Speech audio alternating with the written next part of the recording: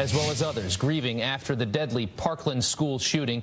The commander-in-chief holding a listening session at the White House. The president also pushing for a ban on bump stocks and tougher background checks for gun buyers. Griff Jenkins joins us live from Washington, D.C. with what we can expect today. Hey, Griff. Hey, Julian and Rob, good morning. The president is responding to the tragedy at Stoneman Douglas, looking at a range of gun control measures, vowing to take swift action. We must do more to protect our children. We have to do more to protect our children. School safety is a top priority for my administration.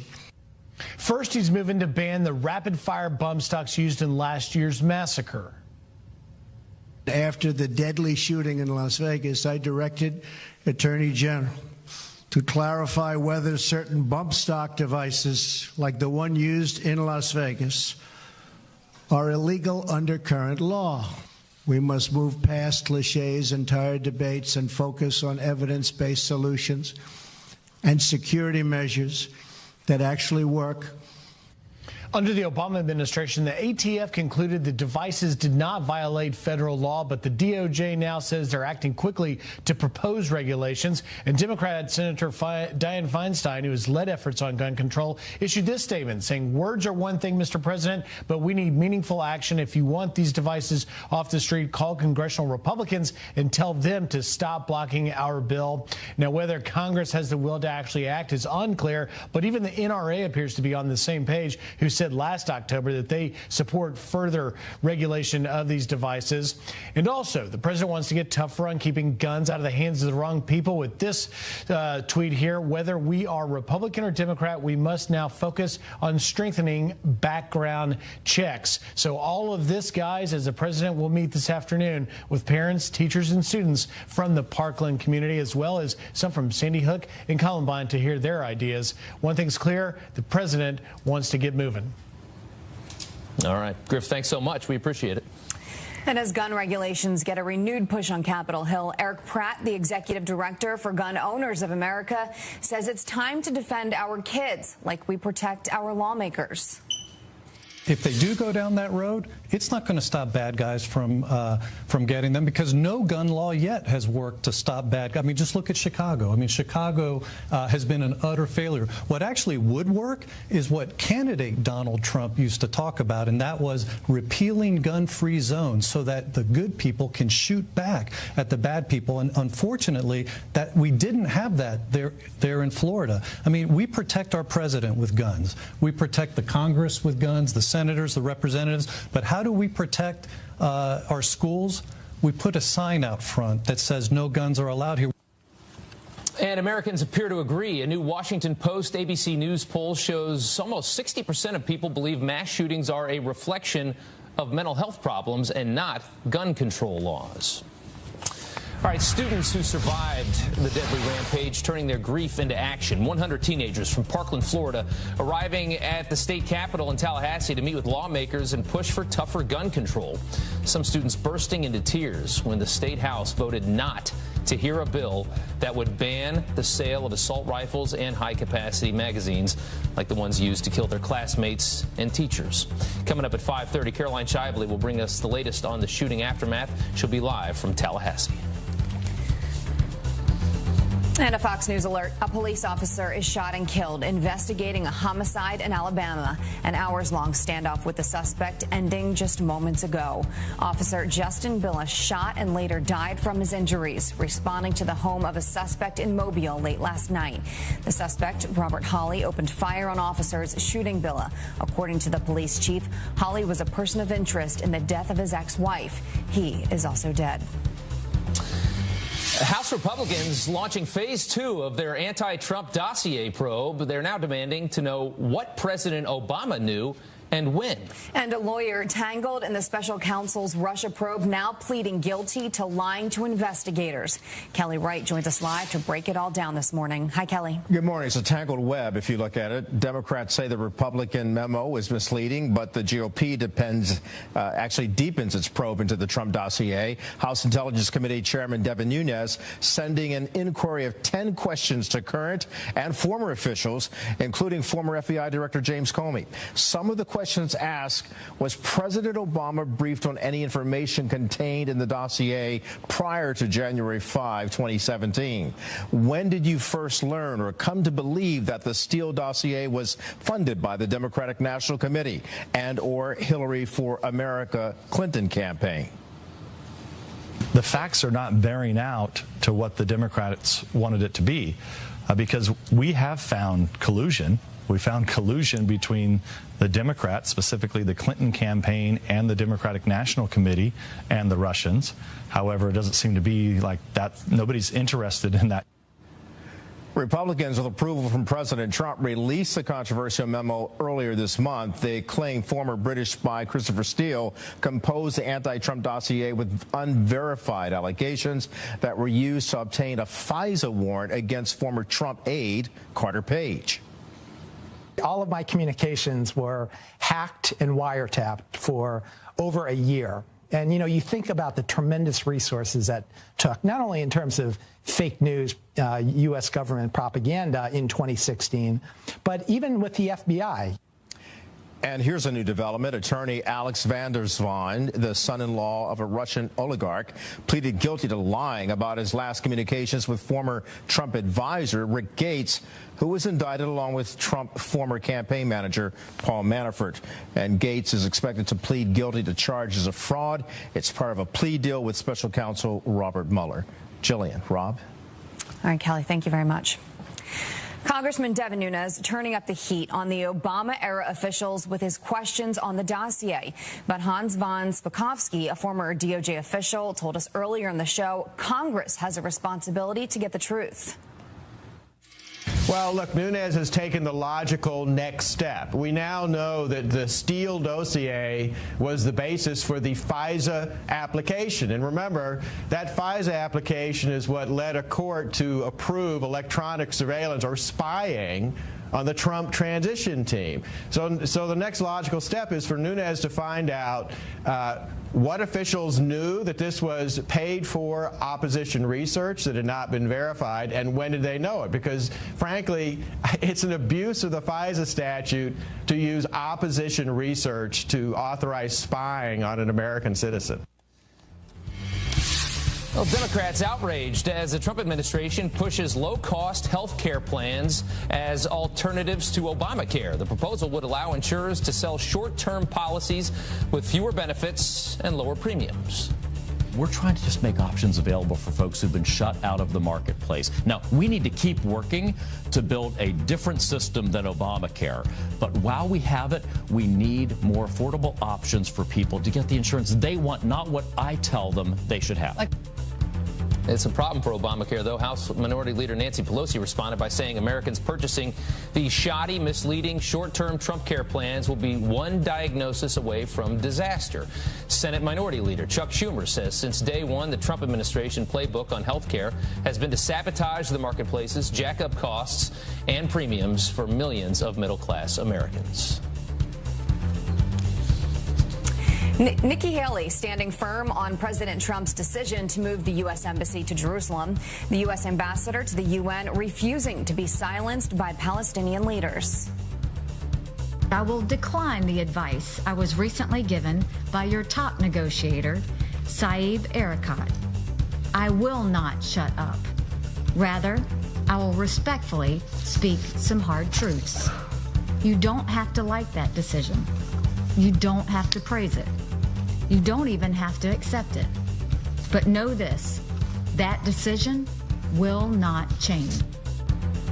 Haley making those remarks to the Security Council as tensions over a peace agreement continue to rise. Palestinian leader Mahmoud Abbas left the chamber before her address.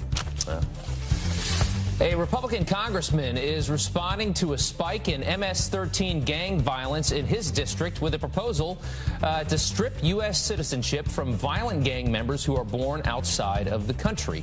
The bill proposed by New York Representative Lee Zeldin would revoke the naturalization of anyone involved in gang activity 10 years before or after becoming a citizen. That's out on Long Island where he lives. A young hero's dream is coming true after he sacrificed his life to save his classmates. West Point admitting JROTC cadet Peter Wang after he helped students escape during the school massacre in Florida. The Academy says Wang showed its values of duty, honor, and country. Meanwhile, a petition to give him a full honors military burial has gone viral. It needs less than 2,000 signatures, 2,000 more signatures to get a response from the White House. So we hope that continues on. Absolutely. Yeah. 11 minutes after the hour, President Trump vowing to keep Guantanamo Bay open from the very beginning. We are keeping open.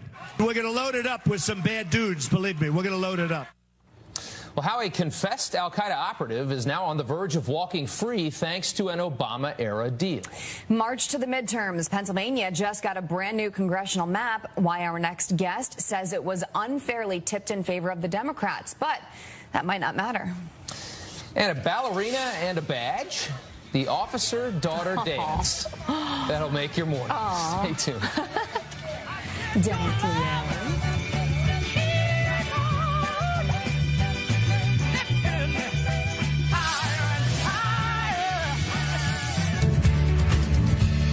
Good morning and welcome back. Democrats' hopes of winning the House this fall just got a boost. The Pennsylvania Supreme Court releasing a new congressional district map that could help the party pick up several seats in the battleground state. The president sounding off on the decision, tweeting, quote, "Don't let the Dems take elections away from you so that they can raise taxes and waste money." So what does this mean going forward? Here to break it all down is Republican strategist Eric Beach. Thank you for joining us this morning, Eric. All right, so let's talk about the march to the midterms here. And let's talk about, we've seen news over the last couple days about Pennsylvania specifically. Before we get started, why should people all across the country care about what's happening there right now? Well, if you think about it, Democrats only need 24 seats across the country to retake the House. In Pennsylvania, they may have a chance to take 2 or 3 seats back because of this redistricting measure. This is a state where Trump won by 44,000 votes. He won 12 of the 18 congressional districts. And now with this decision, it may be 10-8 or even 9-9, worst case scenario. And as you can see right here, the state Supreme Court voted 4-3 to impose new boundaries. The problem is you had Tom Wolf, you had Republicans, you had GOP members who could not come to an agreement on a new map. So therefore, the Supreme Court said we're drawing our own. I think the Democrat Tom Wolf knew that he would take his chances with the courts. So this is what it is currently looking like right now. And this is, as you can see right there. Tell us what we're looking at here. So, right there in the suburbs of Philadelphia, especially the northern suburbs, you're talking about districts that lean R, but now are going to go into the Democratic column. But, not all is lost for the Republicans. You look at places like Lancaster, there might be a flip there as well, and somebody that has to retain that seat as a Democrat. So, I think a lot of people are expecting there could be a 2-seat pickup here. But for the most part, Republicans are going to have to get out to vote and make sure they turn on their machine. So you see what this currently looks like. Now let's take a look at the revisions as of May 15th anyway. Tell us the difference. Well, there's about a 3 or 4 seat difference. Currently, congressional seats went to the Republicans, 13 out of 18. Now they're projecting about 10 out of 18, or even worst case scenario, 9v9. And again, you're talking about 3 or 4 seats out of 24 across the country that can flip the House to the Democrats. How will this affect, or will it affect, the special election coming up? Well, absolutely. It's not going to affect the special election per se. The great irony of Saccone and Lamb is they're going to have to go district hunting after this election. They may run in a different district, both of them, winner and loser. Saccone, if he wins, he can go into the 14th district where it's more Republican, and Lamb could go into the 17th district. Whether they win or lose, they have to go shopping for a district. Right. Okay. So how this played out in 2016, we can see right here in Pennsylvania's 18th district. President Trump took this one. 20 points. Yeah. 20 points. And really, he took Pennsylvania by less than 1 point, but now this is a toss-up in this particular district. But again, what's so absurd about this process, Jillian, is that the winner of this may not even run in November for the same seat. They're going to switch seats. Interesting. And finally here, let's talk about the special election, as we were just mentioning, 18th district. How do you see this playing out? Well, I think Saccone is going to win here on March 13th, but then he only has 7 days to turn around and file for a different district. I think what you're going to see is him win it and then turn over to the 14th district. But even if Mr. Lamb loses, he can go and run in the 17th district in November. It's going to be a wild period of time here in Pennsylvania. And quickly, before we let you go, do you think what's going on right there, everything we went through, is going to have a significant difference on this? I think it's going to have a huge impact, not just for the state of Pennsylvania, but around the country. Okay. Thank you, Eric, for joining us this morning. We appreciate it. Rob? All right, guys, thanks so much. 19 minutes after the hour, taking pity on terrorists. Brand new details about the teen behind the Florida high school massacre. He talked about killing our parents, our friends, boyfriends, and girlfriends. He would talk about how he sympathized with Syrian terrorists and that people who oppose them should be killed. This was a sick kid, a former friend of Nicholas Cruz, now speaking out. The shocking new information we just learned about his troubled past. And a vacation perk, the hotel offering a discount to customers, but there is a catch.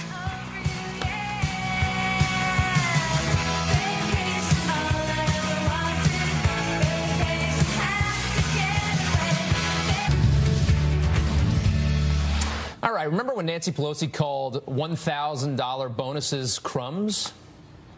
In terms of the bonus that corporate America received versus the crumbs that they are giving to workers to kind of put the schmooze on is so pathetic. This is like giving you a bowl of doggy do, put a cherry on top and call it a chocolate sundae. This is nothing. Good morning and happy breakfast time to you. Well, now she's attacking the president's tax plan again and getting called out for it. Todd Pyro here with the details. Good morning, Todd. You're right, Jillian and Rob. That is a tough visual. Meantime, Nancy Pelosi says the president's highly successful middle-class tax cuts are unpatriotic.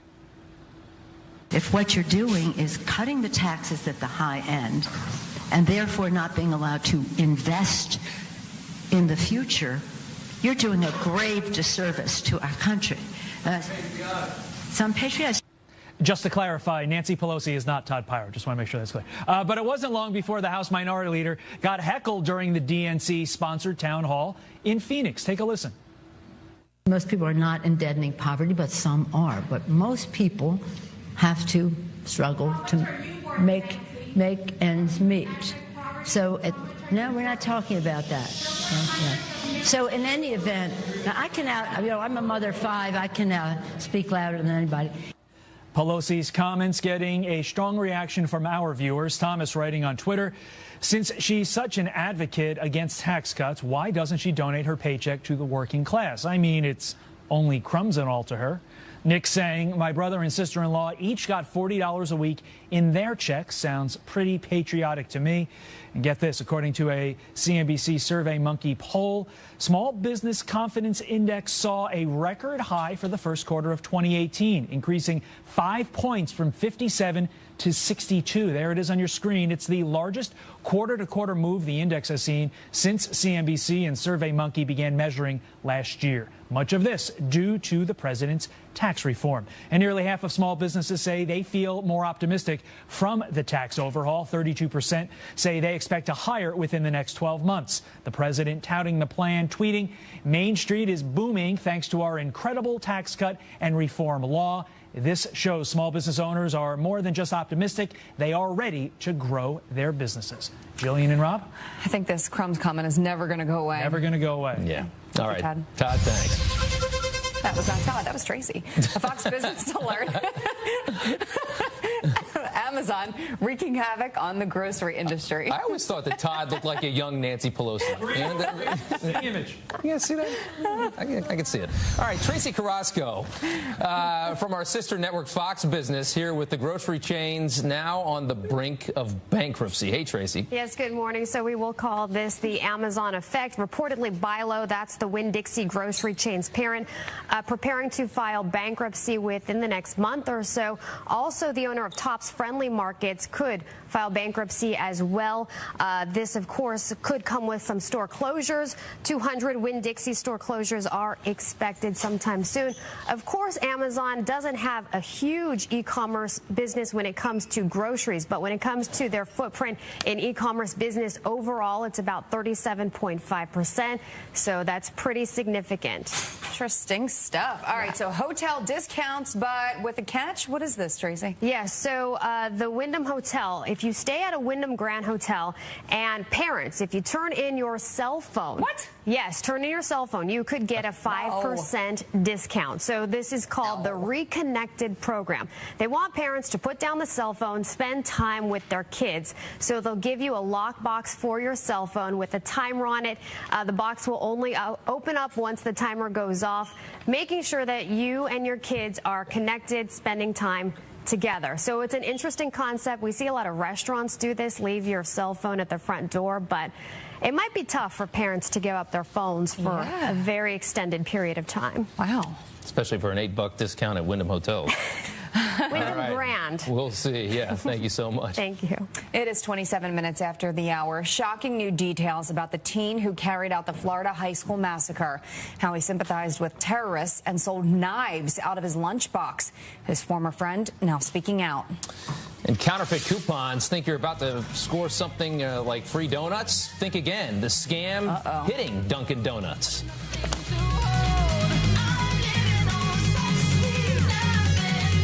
The month, gunned down in the line of duty. Alabama officer Justin Billa was shot and later died from his injuries, responding to a murder investigation in the city of Mobile.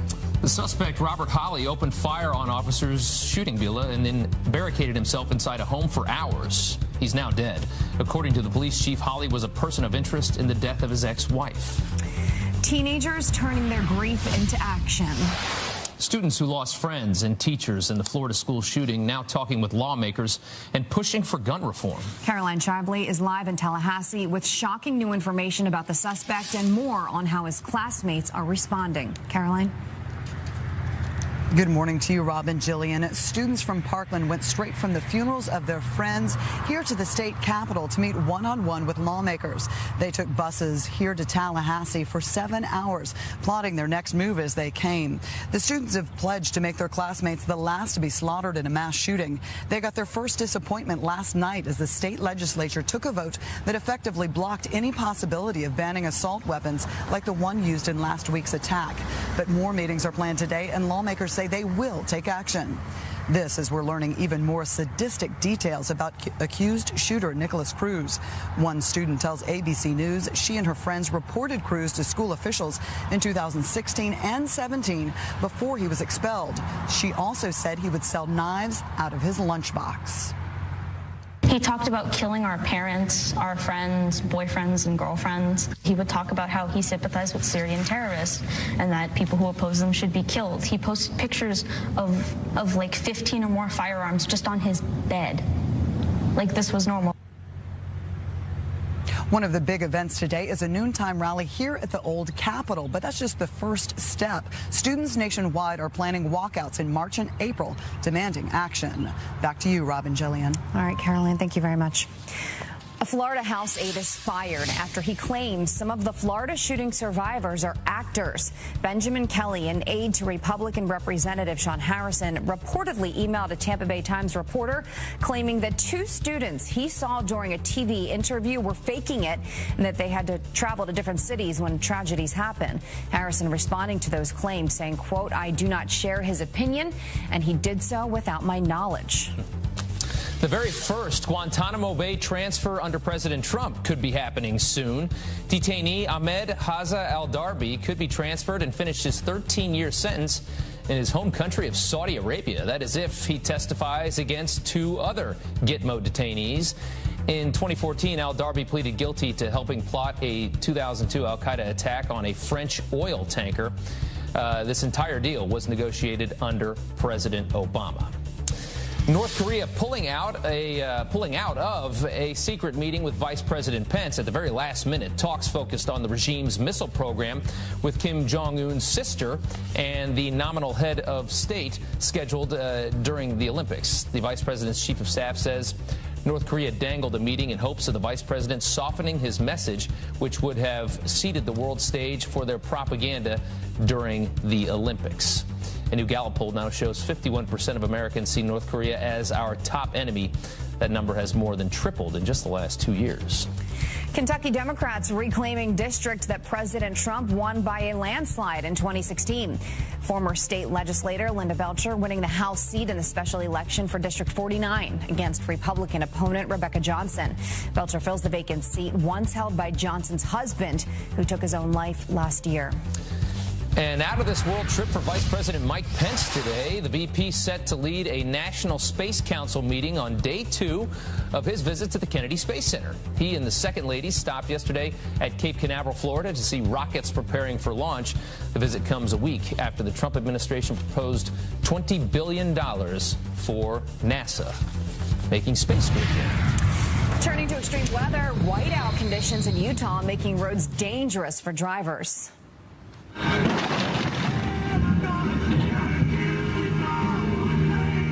New video showing a state trooper scrambling to avoid being hit by a car. Jeez. Thankfully, nobody else was hurt. And in the Midwest, melting snow and constant rainfall turning roads into rivers. The unseasonably warm temperatures continuing to rise in the Midwest and the Northeast. Senior meteorologist Janice Dean joins us now with a look at just how warm it's going to get. Janice, my friends in Indiana said it was almost 80 degrees yesterday. Wow. Yeah, and the cold front is on the move. It's going to stall out a little bit, but I mean, look at the difference between, let's say, Dallas, 37 in Dallas, and it's 58 in New York. And then behind this front, that's where we have the cold air, right? But ahead of it, very warm, unstable air, and the threat for not only heavy rain, but freezing rain, ice. Behind that, the snow. So this is what we're going to get throughout the day today, because that front is stalled and we have this shallow layer of freezing air. When the rain goes through it, it freezes in some cases on contact. So the potential for freezing rain is going to continue today. This is our setup. We have all of this moisture streaming in from the Gulf of Mexico, and then that potential for the freezing rain and sleet as we get through the Ohio River Valley and even parts of the Northeast overnight tonight. So here's our model prediction as we get into the weekend. The problem is we've got very warm air, a stationary front, and all of this moisture is going to fall. So the potential for flash flooding and flood concerns for all of the areas that you see on the map. And then behind it, that's where we've got the big time snow. But today here in New York City, I'm thinking we'll get to 70. Depends if the cloud cover sticks around. But then by Thursday, it's 45. We're still going to be warm across the southeast. So today, just take it all in. And then tomorrow, it will be back to winter. That's okay. You know what? We get a little sample in February. We're not going to complain. We're almost there. We're almost there. So close. I remember, though, a year or two ago, it did snow on April 1st. There's always the possibility of that. Yeah. And not an April Fool's. All right, Janice, thanks so much. Bye. 37 minutes after the hour, you might want to try this one again. Can you see that? The smuggling job that will not win this person Parent of the Year for sure. And scholars ranking President Trump dead last among all presidents, just 1 year into his administration. Is that fair? A presidential historian joins us next to explain why. Only time will tell. And some Olympic outrage after Kirstie Alley, for the 80s and 90s actor, she called one Olympic game boring. No!